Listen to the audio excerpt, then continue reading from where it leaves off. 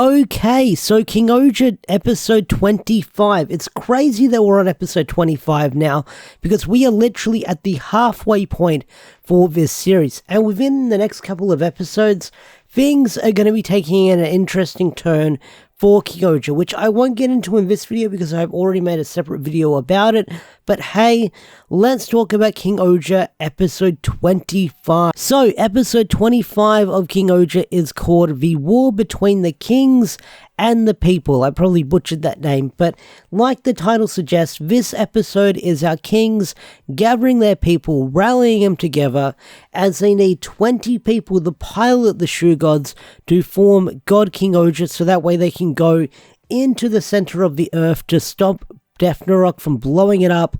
And this episode had some great character moments as we saw our kings trying to find the people who were going to pilot the different Shoe Gods. And although that was spoiled in the episode preview, it was still nice to see how our characters have some really great moments as they chose their retainers, family members, and people that were important to them. I feel like the standout moment in this episode, apart from Jeremy at the start, where the invisible bug has a square off with Jeremy, and they tell Jeremy saying, hey, you've been trying to stop all of this fighting by using your words. You're afraid to get hurt, you're afraid to get your hands dirty, and that's what you need to do to be a king. You have to sort of make those sacrifices. You have to get your hands dirty. You have to get bloody, no matter what the situation is. So Jeremy sort of has that reevaluation of his life as he's trying to sort out everything that's going on. And then the sort of invisible bug ends up being his retainer. As Jeremy says, he's going to be the king that unites the Desnarak and changes the law, or changes the history, so he can put an end to the fighting. So there's a bunch of other characters that had a really nice moment as well. Yadma had his comedic scene where his sort of retainers beat each other up, and of course the last people were standing were his lackeys, and of course the main retainer that follows him around, which was a really nice moment.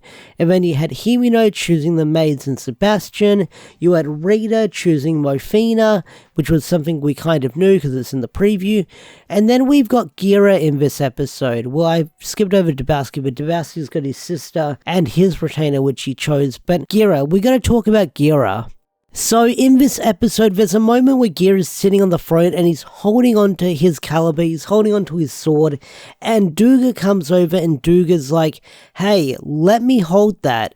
And Gira's like, no, I don't want you to hold it, because if you're chosen, you're gonna have to go to war and die. But I like how Gira sort of like holds the sword back to him, because he knows that Duga's gonna get chosen, he knows that he's going to jump into battle, and he doesn't want to see him get killed because he's a family man, because this mission's so important. But Duga has this great moment where he says, hey, I put my life on the line for this country every day. I need to do this. And because I've got a family, I need to promise that I'm going to come back alive. If not, then I don't deserve to serve this country. I probably butchered that speech, but that's the big motivation perk that he gives in this episode, which was great to see. And that's something that I really, really enjoyed about this episode, because not only that did we see the kings choose who they wanted to fight beside in the cockpit with them, the pilot, the god Shoe God, you get to see the bonds between these characters as they've been there almost since the very beginning.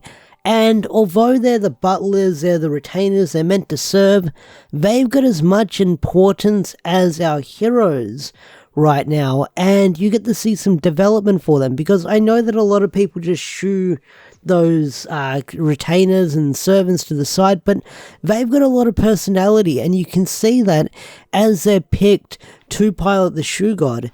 Maybe some of them have more personalities than the other, like Yamna's cast, or even Dabowski's servant, or even Mofina, who helps Rita out. But you get to see at the moment that they choose to serve their king, and they go into battle with him without a second thought, because they know this is something they want to do. And then you've also got a really nice moment with Gira in this episode, where he chooses his little friend Boone, in this episode, Bun, whatever you want to call it, and then the girl, I forgot her name, but the one that doesn't put a lot of energy into like the games that they play. But this was freaking great to see in this episode, to see like all those moments as they were chosen. So as they pilot the giant god King-Ohger, they go into the center of the earth because they've got to do it in 79 seconds to pull him out there so that way they can beat the crap out of him. And that's exactly what we get in this episode. And the fight scene between God King-Ohger and Desnarak is pretty great in this episode as well while that's going on. And as they're able to sort of knock him down the sides and make him spit out the freaking amber shoe gods, we have all the Rangers walking towards Ragnarok, and the episode ends with the 2,000-year war was about to come to a close. So that is bringing a chapter into the whole battle between the humans and the Ragnarok in this episode. And although I've watched next episode preview and it looks like that Jeremy and Desnarak are going to have a battle to see who is going to be the king of the Ragnarok and sort of lead them to see what's going to happen next, it was a great episode when we got to see it, because it was built up towards the big mech in this episode. But like I've said throughout this review, throughout this recap, throughout this rambling, you have some great character moments in this show. And that's what I really do like about this episode. Like, you have some really nice moments with all our cast and crew. And I feel like if the retainers are going to stick around for a little bit longer, then I really hope we expand on them some more in future episodes, because that'd be great to see moving forward with King-Ohger. And that's pretty much my review for King-Ohger episode 25. Like I said, this episode was great, as we had some great character moments and development for them as we jumped across to all the different kingdoms. But not only that, it looks like that part 1 or season 1 of King-Ohger is coming to an end, and by the end of next week's episode, it looks like we might be setting the stage for something completely new. Whatever that is, I have no idea, but I'm really excited. And definitely, once we wrap up those episodes, or the next couple of episodes, I'm definitely going to be talking about it on the channel moving forward. So, with that said, I'm going to bring this video to a close. If you enjoyed this video, hit that like button, subscribe to the channel if you're new, and I'll see you guys later. Peace out, take care, bye.